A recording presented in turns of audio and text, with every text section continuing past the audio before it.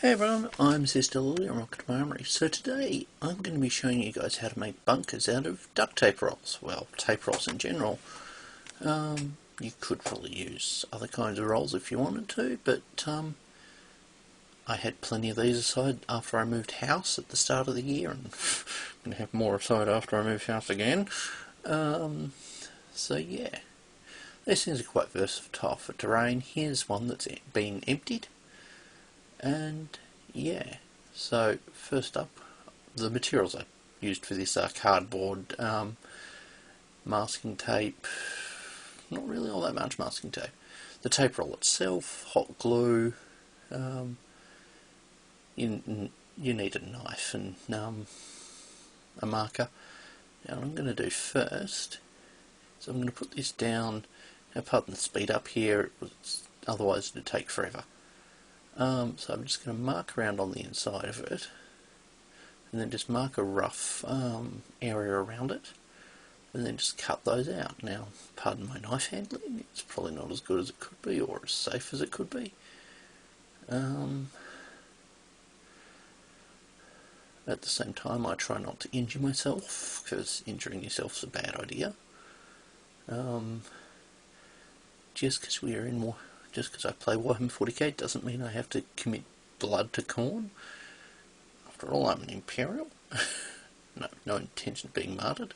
Anyway, we've got some, I'm putting some hot glue around the edge where the tape roll's going to sit. Just going to press that down a bit, let it set. I've got a heavy weapons team here I'm using to just kind of show the size of the base. So yeah, basically anything with a 60mm base fits in there. We've got a Sister Battle going in there. Now I'm just going to cut this roughly in half, so as to provide the next level. So yeah, like I said, this uses tape rolls more than one, but if you've got really big tape rolls you could probably just cut out a section. But I'll eventually get around to doing like a watchtower or something with taller tape rolls. So yes, we've got that going there. So just going to put some tape on the inside of it to both help hide the hot glue and to help lock it in place a bit better. Now I brought back the hole that I cut out and I'm going to stick it in, so as to actually provide, knocked down a Imagifier. I'm the Imagifier at the moment, it's the actual model. Just cutting around the edge of the base to make it take up less space because it's easier to work with. Cutting off a little bit of the hot glue. Now we're just going to glue in the lid part, because that's going to make the top of this. So yes. Now that's being glued on, just cleaning up some of the webbing that comes from the hot glue. You can actually use hot glue webbing for things if you need to do spider webs and so on, but it's not that useful here.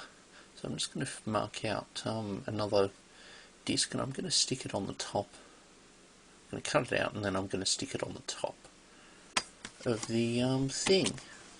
So I'm now gluing on the outer layer of the bunker to the top of it. Pardon the faster speed, I figured I might as well speed things up so as to get through them a bit quicker. So hopefully you actually... So now I'm just measuring the size. I just measured the size of the two tape rolls glued together, and I'm just using a ruler to mark on what the height of that distance is, and to just basically, because I'm going to be cutting out, because I'm cutting out a layer of card from a cereal box packet that's going to go around it. I think I might as well just leave that in so as to kind of show that everything's not perfect.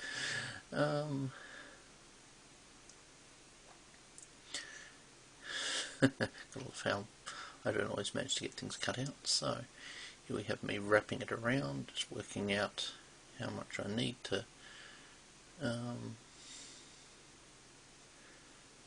sort out. I just marked out a little gap around the end there so as to, pardon the cut there, had a bit of camera trouble. So yeah, now I'm just cutting it off so as to, cutting it to make it a bit thinner, and that little strip will be useful as well. So yeah, because I'm going to apply the strip around the top there once I've smoothed the edge of the top of the bunker. Yeah, because might as well make it so things are smooth. Now I'm just going to use some hot glue to attach it on. I mean, alternatively, if you wanted things to be a bit smooth, you could use something like PVA or super glue. I chose to use hot glue because I have plenty of it. Before the pandemic I stocked up on it. And I've run out. I'm nearly out of super glue. This stuff's expensive to replace.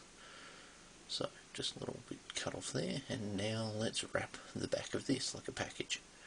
Just applying a little bit of applying some hot glue in a section first, so as to press this down and get it. Pardon the really fast speed. It's a bit blurry. I'm sorry.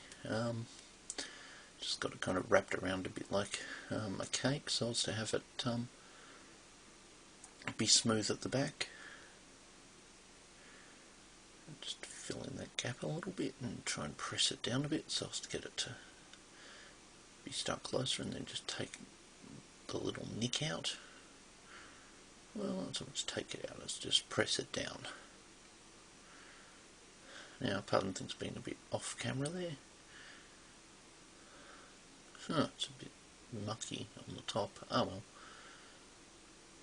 So I've grabbed another little thin strip that I'm just going to put around the outer top edge of the bunker, so as to just cover that exposed corrugation, because otherwise it kind of makes the bunker look like it's made of corrugated tin, which I'm sure some would be, but they'd have an even shorter lifespan than normal bunkers against artillery.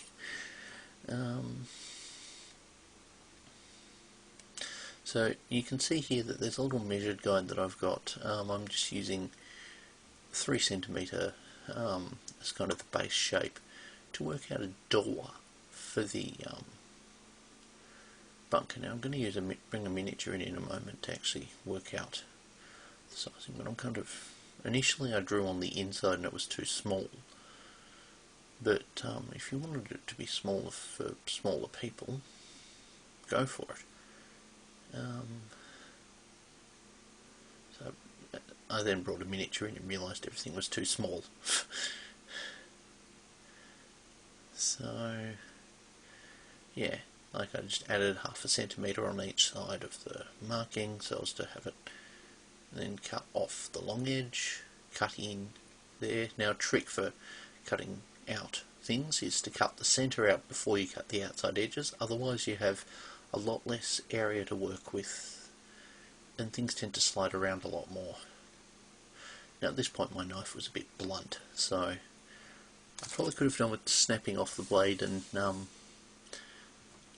putting a fresh one on there. So I'm making use of metal set square. These things are invaluable for straight edges, especially when they're heavier like the one I'm using.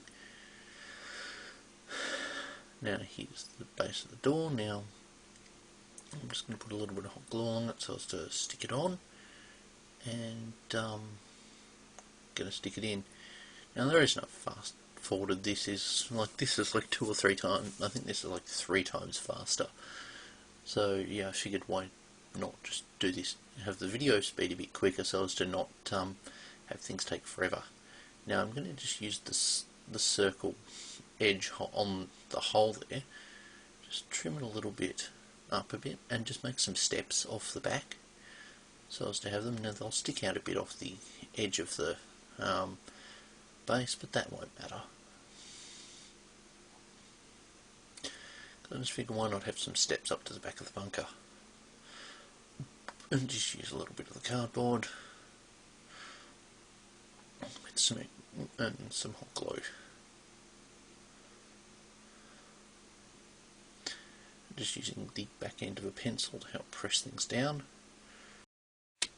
Okay, so now that the grey paint is dry, grey layer is dried on the bunkers. Now I made 2 bunkers at the same time while doing this. Essentially the first bunker I made, I'd attempted to record, and I kind of bumped the stop record button partway through building it. So I'm just showing you guys on camera the paints that I'm using. And I've got a terracotta wash that, well, it was intended as terracotta, but it kind of works even better for rust. So I'm just weathering this using some brown acrylic paint. I'm using the lighter shade for weathering, and I'll be using the darker shade for basic but essential. I'm just heavy applying this on to look like this thing's been sitting there for centuries and had mud blow up on it, and like it might be in a swamp or in the underhive. Who knows where it is, but it's in somewhere with lots of moisture and lack of maintenance. So yeah, you can see how I'm just applying it. Now I'm using a stuffed brush. The brush here that I've got, I bought it cheap as part of a set, and I was never able to get the... It's not normally glue, it's like a starch thing they put in brushes to keep the bristles rigid before they're bought, with the intention that you wash it out before you use it.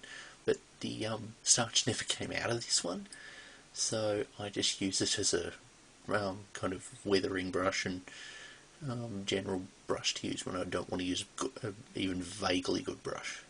So I'm just applying this initially around the edges. Now I've got a rust wash here that you can see the colour off there. That's kind of very light. Now the wash I made from a burnt sienna paint that I couldn't find before recording the video. Otherwise I'd have used it instead. But essentially you can see how it's playing, because there's so little of it. I'm just going back over this and being a bit more liberal with the well, being a bit less stingy. As an Australian, using the term liberal for anything generous is a bit inaccurate considering politics, something a lot of you don't come to my channel for. But if you follow my YouTube, you follow my Facebook, you'll probably get bombarded with it. Anyway, now it's looking a bit more weathered. It's actually looking a bit like a septic tank. But at the same time, this thing's been there for ages. It would not be the most pleasant thing to defend. But at the same time, the job of a bunker is to protect the people inside it, not to actually look good. So here we have me just working on the second one a bit, doing a similar trick to it, making more use of that brown paint around the edge and just kind of dragging it down a bit more so as to try and make it look a bit more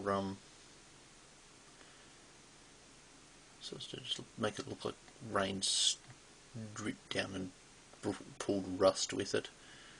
Well, rust and grime. Who knows what kind of a planet this is going to be going on. This will look at home on most battlefields anyway.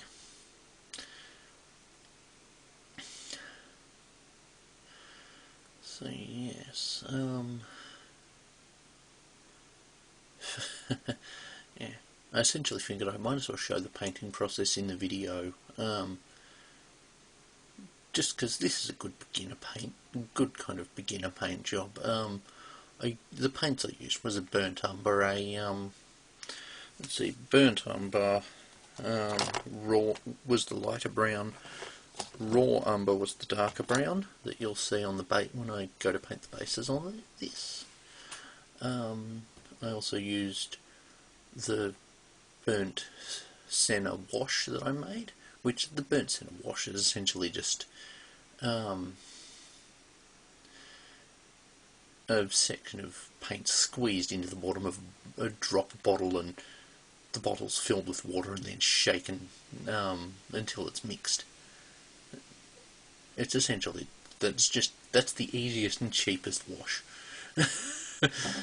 Washes are cheap to make if you want them to be. You can, of course, buy the expensive ones. The more expensive washers would use, or the better quality washers that you can make would use medium and something to break it apart. Now I apologise if this isn't clearly visible on the camera. I'm recording this at night, and now I adjust my light to try and make it a bit more visible, and still don't quite succeed, because I'm more focused on what I'm doing than on the camera.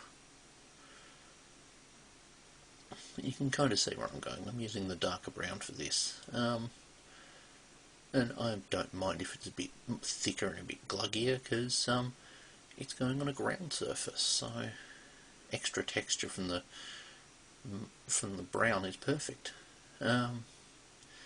One thing you could do to this before you put the ground layer on is if you've got a textured battlefield, such as one covered in with battle mat, or got battle mats and such, what you could do is you could put some sand down on the base of this, or some cat litter, and glue it down. Now, if you use cat litter, get it fresh out of the packet. Don't use it from the cat's litter tray. That would be vile. And not the kind of vile even Death Guard go for. Like, we're talking, you'll catch something that'll make you quite sick.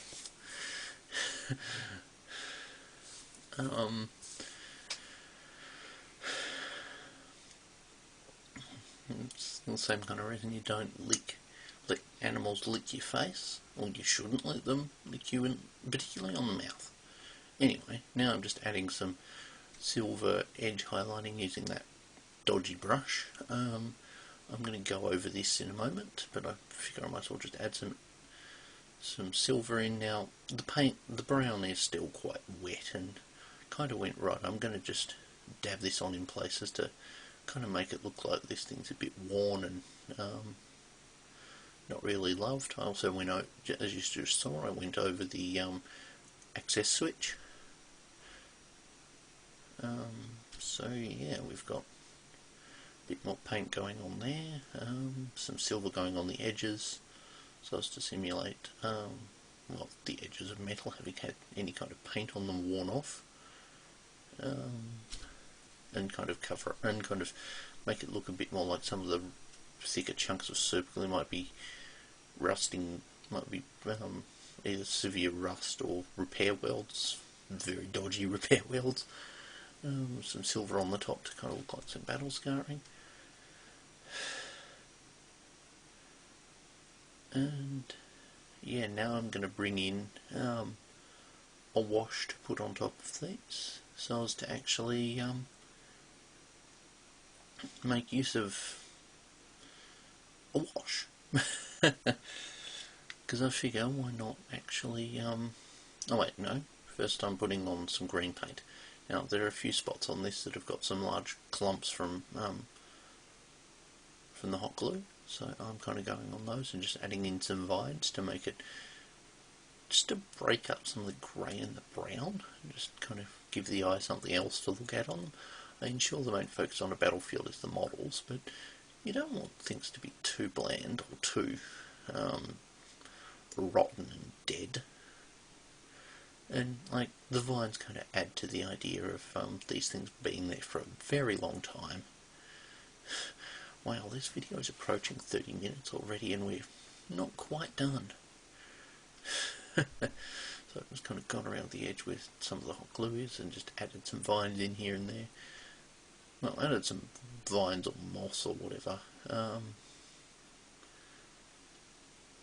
This is going to get dulled down at the next step to a degree, because yeah, there's, like, I just figured I might as well just make it look like some of the bumps actually belong, because why not? So what kind of hobby projects are you guys working on at the moment? Are you guys following along to this? Or are you doing some other stuff?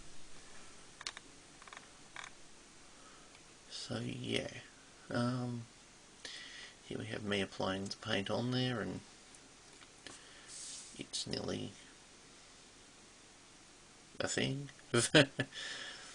Yeah, there's not much I can say while I paint it, and I might, for future videos that involve painting, only show you how to do a small section of it and then cut to when the model's actually finished.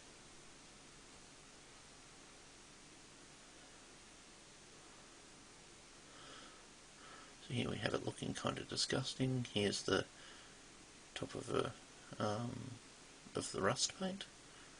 So I'm just going to kind of apply on and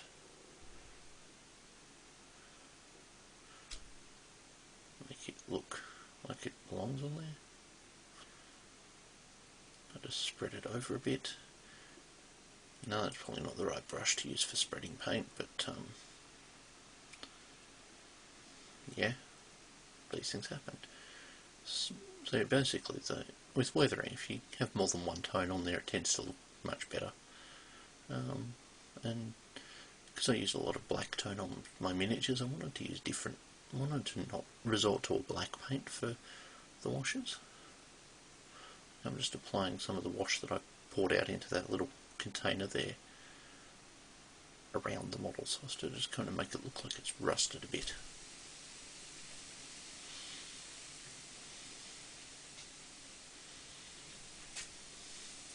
Just grabbing some of the paint, using some of the dirt colour with water mixed from the paint mixed in to just add some more grime onto this. This thing's going to look very dirty when it's finished, which is the intent.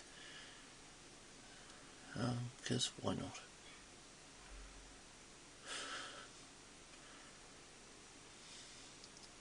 So let's grab the other one and just do some more of that to it. Because yeah, bunkers, gotta love them. So yeah, I just apply that over the top, over the front of it quite liberally, and just let it kind of gather a bit on there. Not gather too much, but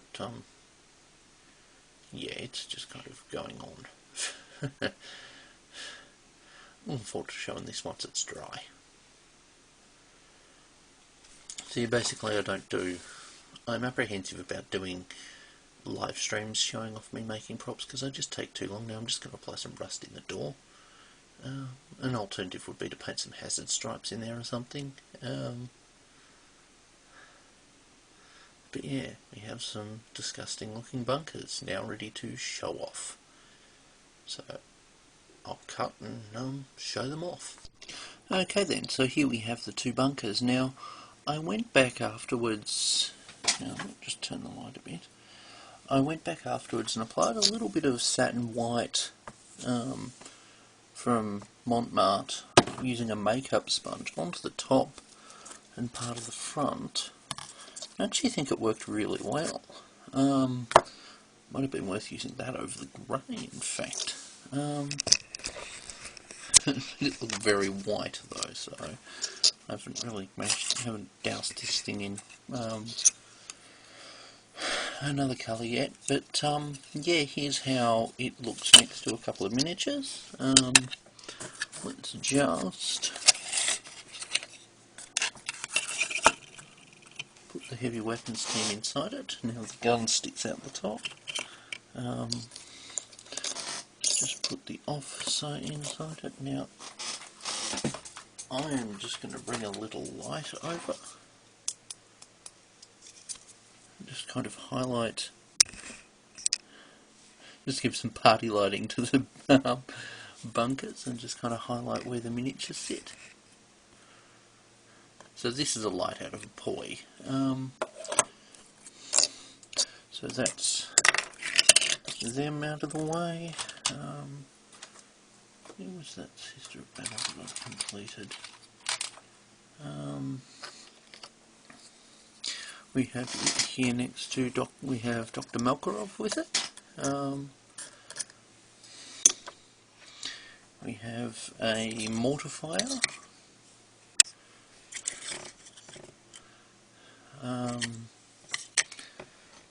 Let's see. We have a Sister Superior who won't stand up. Heavy Flamer Sister, whose Heavy Flamer is too low for the bunker. That won't fit in there. We have a Dominus that's partway through being spray primed. So I need to go back at it again and hit it again with another layer, but it's not going to be warm enough before I move. We have a Retributor on custom base. I plan to be doing a tutorial in November on doing custom bases. I wanted to do one sooner, but well, my wheelie putt didn't arrive until today, so nah, not going to happen. I have to move soon. I've been walking things and jumping. We have part of an exorcist that's a work in progress and covered in dust again.